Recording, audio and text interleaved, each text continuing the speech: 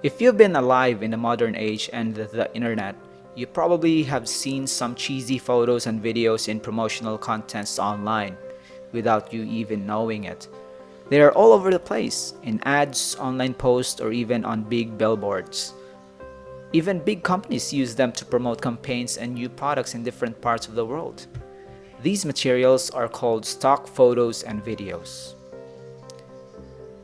What are stock photos and videos anyway?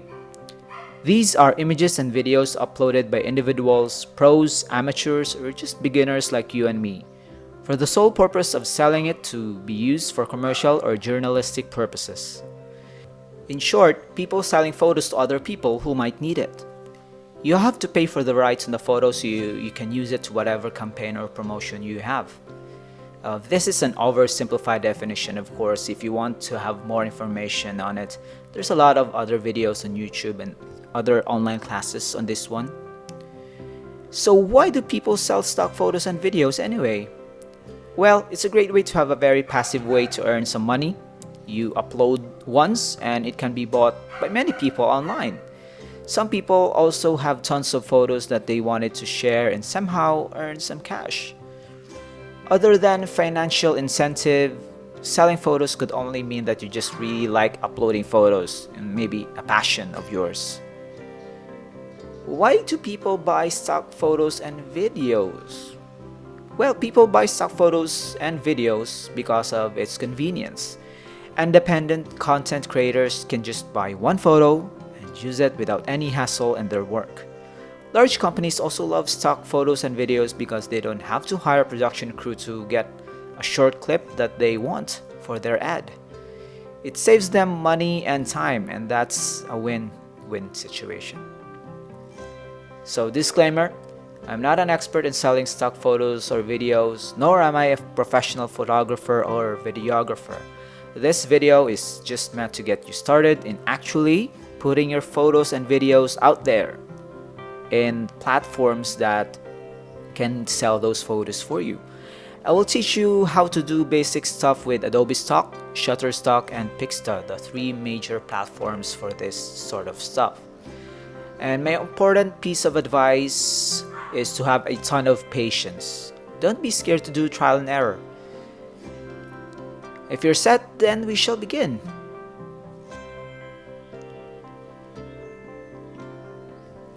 To start off, what makes a photo or video material eligible for Adobe Stock, Shutterstock, or Pixta? First, you need high quality images. If your material, your photo or video is blurry or noisy or grainy, then it has a higher chance of being rejected. You need images that don't contain any identifiable brand, place, person, etc. And that's why stock photos have models that wear generic looking clothes to be eligible. The word is generic. If your model is wearing a shirt with a big Nike logo on it, then it will be rejected because Nike owns that IP. If your photo includes people on the streets, you might not be able to upload it as a commercial, but only for editorial or journalistic purposes. Newspapers and magazines can still use these, but it is quite a small market. So these are just the basic rules to follow, and just to make sure your photo is clean and devoid of any branding whatsoever.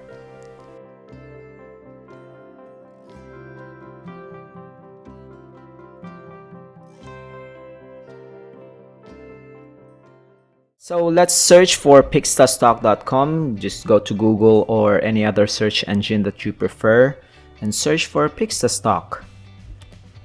And then if you see www.pixtastock.com, that's the actual URL of the website, and just click on it and you'll be redirected to the main page of the website. As you can see here, it's kind of an old school approach in user interface design, but it works. You can sign up as purchaser or as a contributor, which is pretty nice. Purchaser is the buyer and contributor is of course you, the seller. And you can see here thumbnails of different images. And you can also see some of the, of course, plans as a buyer. And let's sign up as a contributor. And as you can see, all the red dots are required. This is a pretty old school design, but it is what it is. Yeah, your information except for the username is private. So username is always visible in your URL and of course your seller page.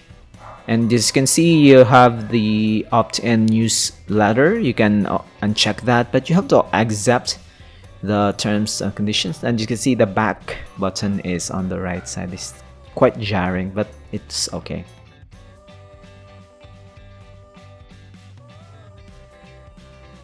And right now you can log in with the email and the password that you have used during the sign up process. And as you can see here, you have the login, the sign up for a purchaser, but you don't have to go there. Just log in. You can also log in with Facebook or Google. You can just log in immediately. So click login. And this is your profile. So we already have our own profile. This is Sydney CBD Repair Center's own account. And as you can see here, it's the actual page that people see if they visit your profile. I'm going to show you how you can access your contributor page. So just go to the URL and just add my page to the URL, pixtastock.com/mypage. So if you're logged in, you will be redirected to your dashboard. So that's it.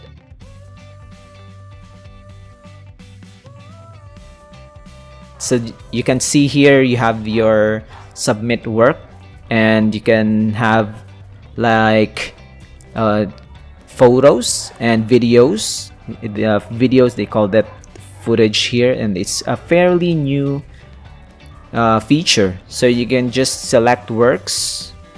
You have 30 images that you can upload at this period, and it will be refreshed on a certain date. It's pretty unusual, but they usually do that to maybe save some server space and not have. And let's upload one photo for now. You have the same process with Adobe Stock and Shutterstock. You can drag and drop. Let's try to drag and drop one photo here from your file manager, and it uploads. It depends on your internet connection, of course. And you can also select works. You can have multiple files uploaded, image files, of course. And of course, you can see here it's uploading, and the first one and second one is already uploaded. And you can create a new folder. You can see here unclassified is the default, but you can create your own for this specific upload. And you can see we can just put in bags, so we can even the dialog box is kind of a JavaScript feel. And of course we have now the folder bags.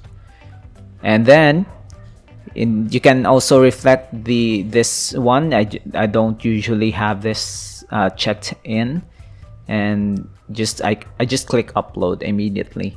And then don't be alarmed, it's on the lower part of the page. It's actually just refreshing and then putting up these images that you have to fill out. It's the title and the keywords are required.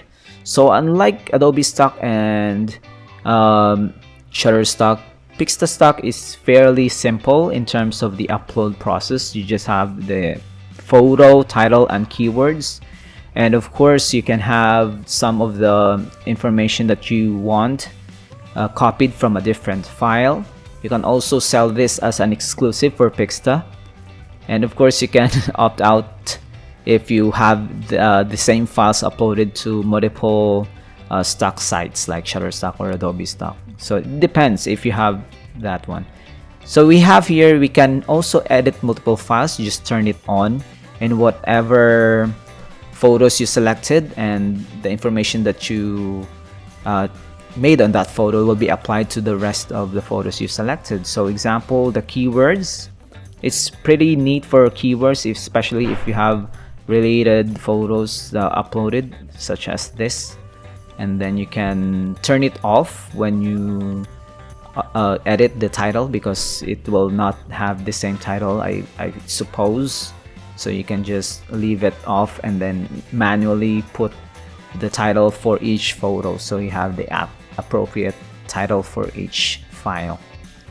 So right here you have no requirements as to the number of words. You can also delete. You have two delete buttons here. So the delete one on the bottom is for the keywords, and then you can just put it back. So don't be confused. The one on top is actually the delete for the file. If you want to delete it, if you don't want it anymore, then just click OK. And then right here you can register it, but first you have to select. You can just select all, and then once you're ready, a final check. Some of those instructions are up there.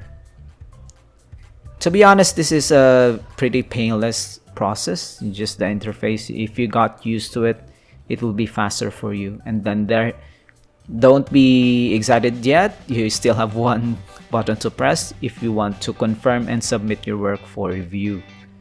So you don't want to leave at this point and then just sabotage what you have done so far. Just confirm and submit works, and then there you go. Your submission of works has been completed. It will be reviewed, and if it's rejected, and then it's not gonna be part of your final portfolio, and you can see that on your content manager.